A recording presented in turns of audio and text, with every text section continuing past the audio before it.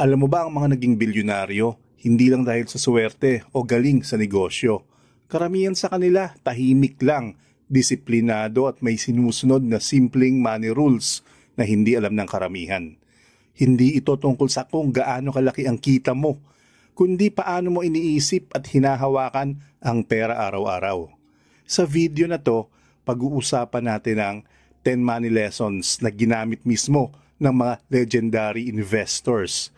Mga taong nagsimula sa maliit pero naging bilyonaryo dahil sa tamang prinsipyo. Kung seryoso kang baguhin ang financial future mo, ito yung mga aral na hindi mo matutunan sa school pero pwedeng magbago ng buhay mo. Ang mga impormasyon na ibinabahagi sa video na ito ay para lamang sa edukasyon at dagdag kaalaman. Hindi ito itinuturing na personal na financial advice. Kumonsulta pa rin sa isang lisensyadong financial advisor bago magdesisyon tungkol sa investments. Ang unang lesson, galing mismo kay Warren Buffett.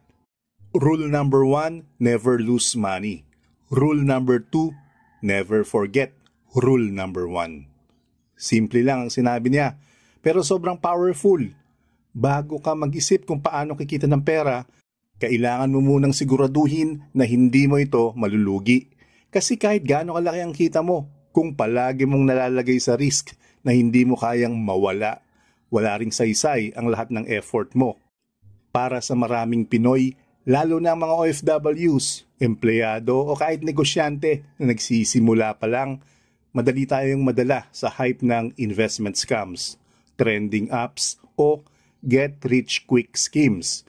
Isang click lang, pwede kang mawalan ng malaking bahagi ng perang pinaghirapan mo.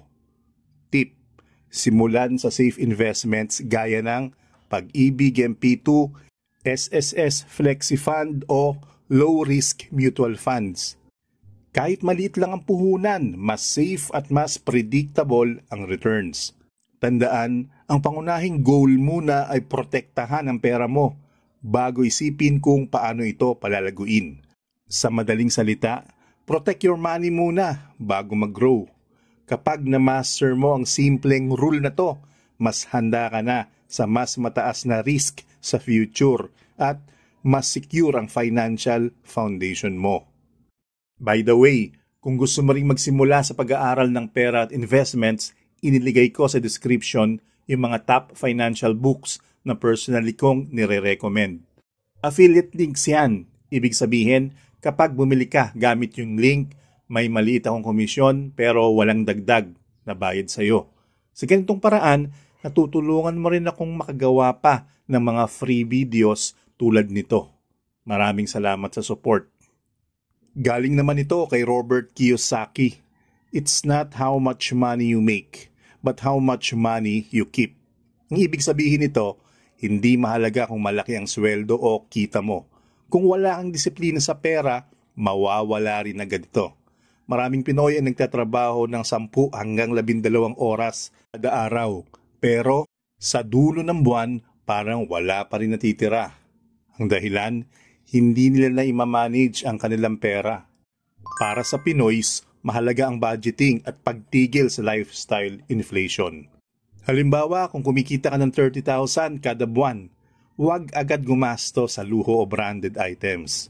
Simulang magtabi ng kahit maliit na porsyento ng kita mo at saka mag-invest sa bagay na lumalago ang value over time tulad ng MP2, SSS o mutual funds.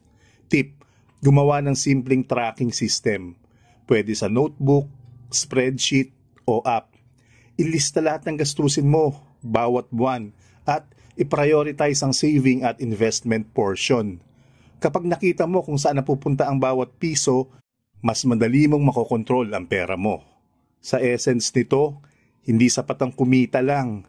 Kailangan mo ring matutong mag-ipon at magpalago ng pera ng disiplinado.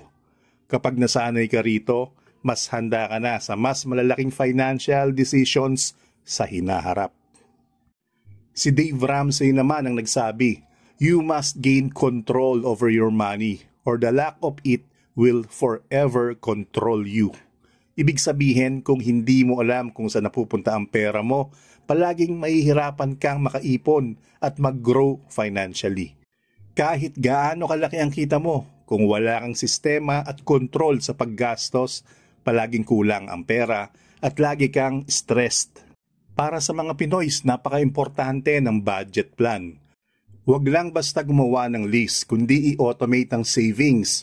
Pwede mong itakda na automatic transfer sa MP2, SSS o bank savings account kada sweldo. I-track ang bawat piso na lumalabas. Kahit maliit lang ang halaga, kapag consistent, malaking epekto in the long term. Halimbawa, kung magtatabi ka lang ng 1,000 kada buwan sa MP2, sa loob ng 5 years, makakabuo ka ng halos 70,000 to 80,000 depende sa interest. Maliit na effort lang kada buwan, pero nagdadala ng malaking resulta sa hinaharap. Ang essence nito, kapag ikaw ang may control sa pera mo, hindi ang pera ang may control sa'yo. Ito ang unang hakbang para maging financially independent. Si Peter Lynch ang nagsabi, "Know what you own and know why you own it." Hindi pwede basta sumunod ka sa uso ng stocks, crypto o kahit anong investments. Kailangan mo talaga maintindihan kung ano ang binili mo at bakit mo ito pinili. Kung hindi, baka masira lang ang pera mo sa speculation o hype. Sa Pinoy context, bago ka bumili ng stock, mutual fund o crypto coin, number 1, alamin ang company o project. Ano ang negosyo nila, paano kumikita, at paano ang track record nila. Number 2, i-check kung pasok ba sa financial goals mo. Halimbawa, pang-retirement ba ito, pang-side income, o pang-emergency fund. Number 3, huwag lang sundin ang kaibigan o social media trend. Gawin mo ang research bago ka mag-invest. Tip, kahit maliit lang ang puhunan, mas safe at sustainable ang investment kung alam mo ang ginagawa mo. Kapag nasanay ka dito, magiging confident ka sa long-term decisions at mas protected ang pera mo mula sa biglaang losses. Si Benjamin Franklin ang nagsabi, "An investment in knowledge pays the best interest." Ang ibig sabihin nito, ang kaalaman ay asset, hindi nalulugi at habang ginagamit mo, lumalago pa. Kahit walang malaking pera sa simula, kapag may tamang kaalaman ka, kaya mong gumawa ng matalinong desisyon at palaguin ang resources mo. Para sa mga Pinoy, napakahalaga na maglaan ng budget sa books, online courses, at financial literacy workshops. Hindi ito instant na pera, pero ito ang pinakamahalagang puhunan para sa future mo. Kahit 500 to 1,000 lang kada buwan, para sa learning resources, maibabalik nito ng malaki sa tamang investment at wealth decisions. Halimbawa, kung nagbasa ka tungkol sa stock market o mutual funds at naiintindihan mo kung paano gumagana ang compounding, pwede mong maiwasan ang malaking pagkakamali at mas mapalaki pa ang kita mo in the long term. Sa madaling salita, huwag baliwalain ang education sa pera dahil ito ang unang hakbang para maging financially empowered. Si Charlie Munger naman ay nagsabi, "The big money is not in the buying and selling, but in the waiting." Ibig sabihin, ang tunay na sekreto sa pagyaman ay long-term mindset at pasensya. Hindi mo makukuha ang malaking return sa isang araw o isang buwan lang. Kailangan mo ng oras para lumaki ang investments mo at hindi palaging susundin ang market hype.